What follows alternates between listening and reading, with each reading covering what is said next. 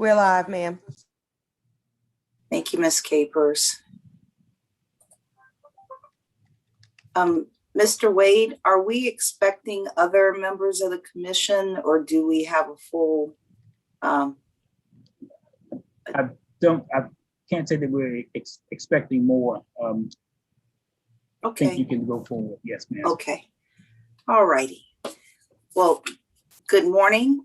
Today is Thursday, July 22nd, and this is a virtual public hearing of the Virginia Redistricting Commission. The focus of today's public hearing is the Eastern region of the Commonwealth, and we are looking forward to hearing from you all about this area you call home. My name is Greta Harris, and I am a citizen commissioner from Richmond, Virginia, and I will be acting as the presiding commissioner at this hearing. I'm going to ask my fellow commissioners to introduce themselves, giving their name, whether they are a citizen or a legislative commission member, and where they're from. And so I will call on individuals on my screen here. Senator Newman, would you please introduce yourself? Yes, ma'am. Good morning, Madam Chair. My name is Steve Newman. I'm in the state Senate representing the 23rd District and been there about almost 30 years. Great. Delegate Simon. Yes, Delegate Marcus Simon. I represent Fairfax County and Falls Church City, parts of Fairfax County, not all of it. Been serving since 2014. I also chair the House Privileges and Elections Committee, and I look forward to hearing from folks in the eastern part of Virginia. Thank you. James Abrinio. Hey folks, my name is James Abrinio. I'm a citizen commissioner from Fairfax County, Virginia. Thanks. And Brandon Hutchins. Good morning, folks. My name is Brandon Hutchins. I'm a citizen commissioner representing Virginia Beach, Virginia. Thank you so much. A couple of housekeeping matters before we begin. I will be calling off names from the sign-up sheet, so please forgive me in advance if I mispronounce your name. When you are called, we ask that you first identify yourself and tell us where you live. If you are speaking as part of a group or on behalf of a group, please identify the group as well. Given the number of persons who signed up to speak, we're setting each person's speaking time at no more than 3 minutes. And we'll give you a 30-second warning when your time is just about up.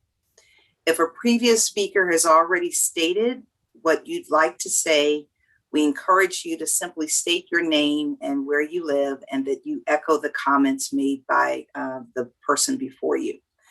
The purpose of this initial series of public hearings is to hear from all of you, citizens of the Commonwealth. This is your time, and we are here in a listening mode. This time is for us to hear from you, to learn from you, and so we will not be taking questions or engaging in discussion or debate.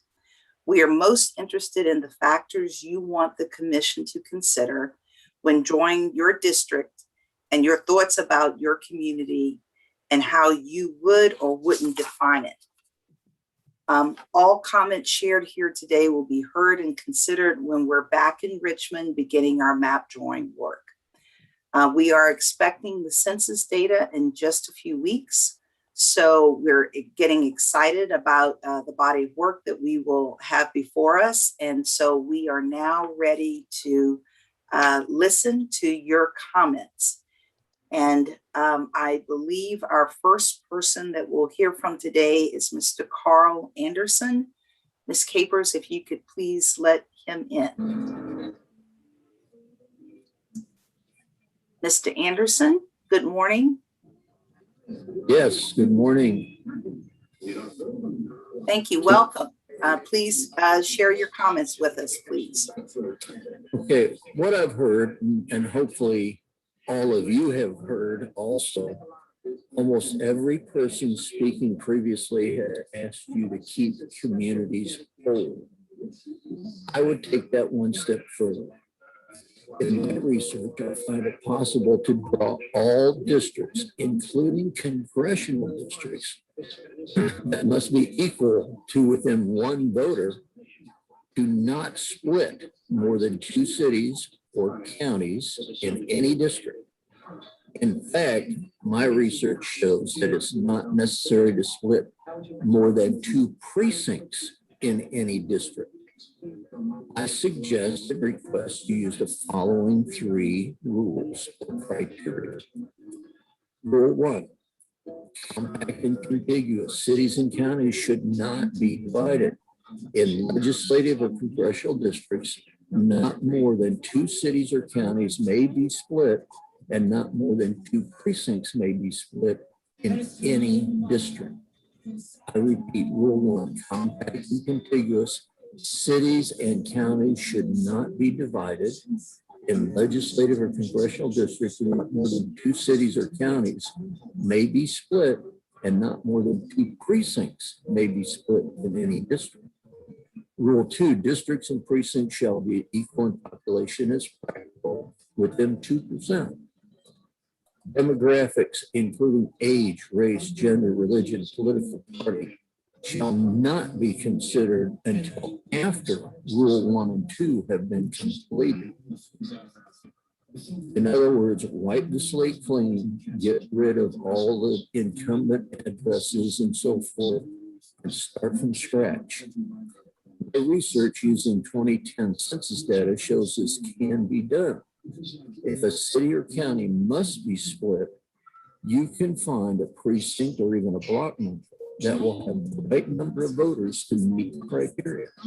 At the very least, you should try. Use your supercomputers and university students to help you. It can be done. When my family moved to Hampton more than 40 years ago, someone told me we were fortunate to have 3 congressmen representing Hampton. Parts of Hampton were in the 1st, 2nd, and 3rd congressional districts, and therefore had 3 congressional votes protecting our interests. I looked at this differently. To me, we had no representation in Congress. We actually were the tail end of 3 districts where each congressman had bigger fish to fry elsewhere in their districts. Hampton would, of course, be considered, but in most cases as an afterthought. All of Hampton should be in 1 district, as should all of Norfolk, all of Richmond. Only Fairfax is too big for this rule, but even the remainder of Fairfax does not need to violate the not more than 2 splits rule. Congressional districts should be the hard part because of looser percentage rules, and the legislative districts should be easier to fit into this criteria. Now, thank you for listening to my comments. Thank you so much, Mr. Anderson. We appreciate your comments today. And Mr. Anderson, we would ask that you put yourself on mute. There's a little background noise coming from your phone. Thank you so much. Our next speaker will be Erin Corbett. Ms. Corbett, welcome this morning. Thank you so much. Can you hear me okay? Yes, we can. Fantastic. Firstly, thank you as always for giving me the space and time to speak to you. Really appreciate it. I did just want to make a comment about the new setup that the commission has offered, in which the commission is in person, but then also is able to receive live comments virtually. That we saw on Tuesday. I consider myself a relatively tech literate person, and I will say that the process was extremely confusing and overwhelming. So I would just ask that the Commission or the Department of Legislative Services look into seeing if there is a better or a more user-friendly way to incorporate that type of feedback, so that people who either have my level of tech literacy or less are able to provide comments. So thank you so much for your time. Ms. Corbett, can you be more specific about what the challenges were so that we can try to improve the process? Absolutely. Yeah. Thank you for asking. So for instance, in this type of setting, the Zoom allows for, and this might be a good question for Ms. Capers, but the Zoom allows for participants to be made into speakers or panelists so that we are given an alert that our audio is about to be unmuted and we're about to be speaking. that was not something that took place in the other situation. I couldn't see or hear the commission at any point, and there was no alert given to participants that we had been made into speakers. I do not pretend to believe that I am a Zoom expert, but I would definitely advocate for this type of setup in which we're given a lot of notice about being made into speakers and that our audio is getting unmuted versus the alternative. Okay. Yes, and with this hybrid mode of trying to communicate and engage with citizens, I think, we've run into a few technical difficulties, but we appreciate the feedback and we'll continuously try to improve and get better in the future. So we appreciate that candor, and that helps us get better. So thank you very much, and we appreciate your comments. Thank you so much. Ms. Capers, I'm just going to check in to see if Mr. Jeff Arrington has signed in to speak. No, ma'am. Okay. Well, we had a relatively small number of individuals to pre-register to give comments for this virtual hearing. I would invite citizens from across the Commonwealth to join us at future hearings. We have 4 more. The next one will be in person at George Mason University next Tuesday, the 27th of July. And then we have another virtual hearing next Thursday, the 29th of July. Both of those are at 4 p.m. And we, again, just encourage and welcome all comments from anyone who is a citizen of the Commonwealth of Virginia to let us know your desires and concerns as we are just a few weeks away as a commission to begin our map drawing work. So with that, do any other commissioners have comments or statements that they'd like to make? This is Brandon. No, I don't. Thank you all for attending. Yep. Madam Chair, this is Steve Newman. I was wondering if Mr. Wade had any comments about the difficulty with Zoom. I know it can be a troublesome thing, but we kind of heard some of the same comments. Is there a technical fix that we may be able to have, sir, to kind of help people guide them through that? Thank you, Senator Newman. We're going to look into it today and get back to you all to let you know it should be a pretty straightforward fix. It's good to have the information because we want each one to get better and better. We want to be the best in the first place, but we will take the comments and see what we can do to make things a bit easier and get back to everyone. And Mr. Wade, this is Greta Harris. I think some of us may have gotten emails regarding at the hearing at ODU.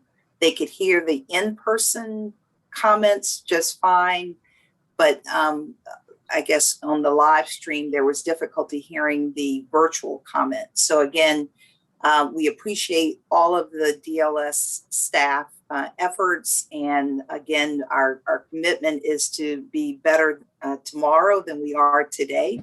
And so all of the feedback just helps us keep sharpening the saw. So and to be sure, Madam Chair, as if you all get comments or anything like that, just forward them to me, just to make sure that we have them. We want to take them all into consideration to, as I said, make things easier and better. Okay. All right. Madam Chair, this is Sherry Capers. We have a phone call-in listener, and I think it may be Mr. Arrington. Okay. Yes, if you could put him through, that would be great. Love to hear his comments. Hello, if you could unmute yourself, please. I don't know if this is Mr. Arrington. Actually, this is Virginia Trost Thornton. Oh, hi. Hi, Virginia. Welcome. Hi, good morning. Thank you. I didn't have the email, so it's taken me a few minutes to kind of get all hooked up, but I am with you right now. Okay, where your timing is fantastic and your fellow commissioners can go around and we can officially welcome you to your first commission meeting. We're very excited to have you join us. And we had just a few citizens to give comment. And so we're about to adjourn the meeting.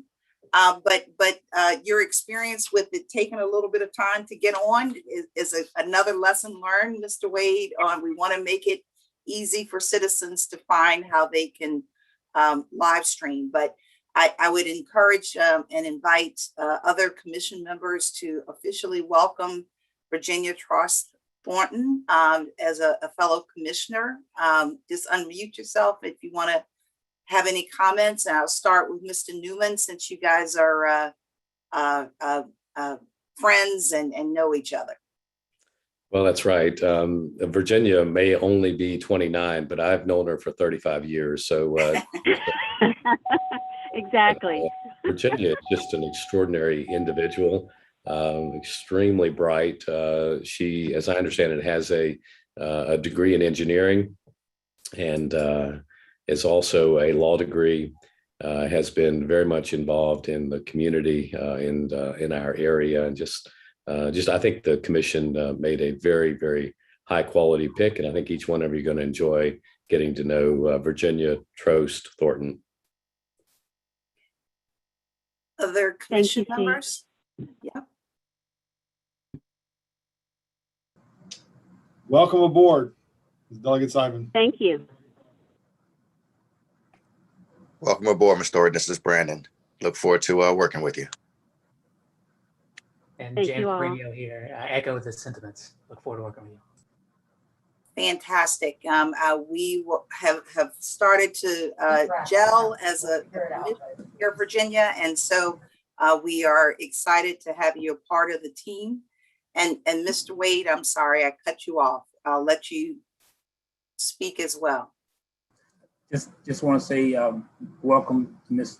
Thornton and letting her know that she's going to get an information packet later today. Yes, but thank you all, and I look forward to meeting each of you and working with you. It's an exciting time, and I'm sure some great work will get done. Yes.